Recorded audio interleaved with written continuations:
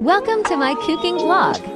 With fried chicken breast in a roll, today I am making shepherd's pie. Let's assemble the shepherd's pie. Placing the mashed potatoes on the bottom, the fully cooked hamburger meat, corn on top. Repeat. After you repeat, add cheese on top. Place in oven to melt and brown the cheese. Let's clean and fry this chicken. I have the chicken soaking in vinegar as I rub the chicken down. Pour the flour in a Ziploc bag and season it with the same seasonings you put on the chicken. Place the chicken in the bag and shake. Let's fry these babies up. Be sure to clean all seasonings.